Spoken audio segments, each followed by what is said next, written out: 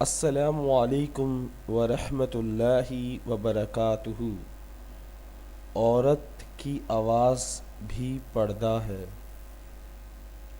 یہی وجہ ہے کہ اسلام نے عورت کی اذان دینے پر پابندی لگائی، اور باجماعت نماز میں اگر امام غلطی کرے تو عورت سبحان اللہ بھی نہیں کہہ سکتی، اور نہ امام کا لقمہ دے سکتی ہے، صرف ہاتھ کے اوپر ہاتھ مار سکتی ہے تاکہ اس کی آواز کوئی غیر محرم نہ سن سکے۔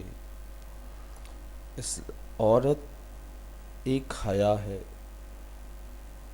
اور اس کی عزت کرنے کا حکم ہے۔ عزت کن کی کرنے کا حکم ہے؟ جو پارسا ہیں، پاکیزہ ہیں، اور وہ ہم نہیں ڈیسائیڈ کر سکتے کون پاکیزہ ہے کون پارسا ہے، کیونکہ آج جو ماحول ہمارے معاشرے کا ہو گیا ہے، اگر دیکھیں تو کوئی بھی پارسا نظر نہیں آتا، کوئی بھی اچھا نظر نہیں آتا، لیکن ہم یہ ڈیسائیڈ نہ کریں کہ کون اچھا ہے یا کون برا، یہ کام تو اللہ کا ہے۔ آپ اس نظر سے ہر عورت کو دیکھیں کہ وہ ماں اور بہن ہے، اور کوشش کریں کہ اس کی عزت کریں، کیونکہ یہ ایک ماں بھی ہوتی ہے، یہ ایک بہن بھی ہوتی ہے، اور ایک بیوی بھی ہوتی ہے۔ جب آپ کو اپنی ماں، بہن اور بیوی کو کوئی دیکھے تو آپ کو برا لگتا ہے، تو آپ کسی کی ماں، بہن، بیٹی کو دیکھو گے تو کیا دوسرے کو برا نہیں لگے گا؟ سوچئے گا اس بارے میں۔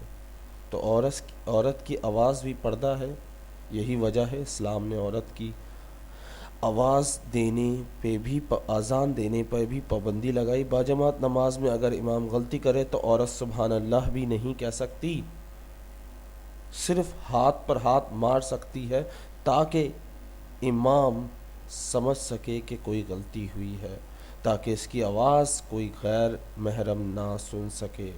امید کرتا ہوں یہ ویڈیو سب کو پسند آئی ہوگی۔ اپنی دعاؤں میں یاد رکھیے گا۔ السلام علیکم۔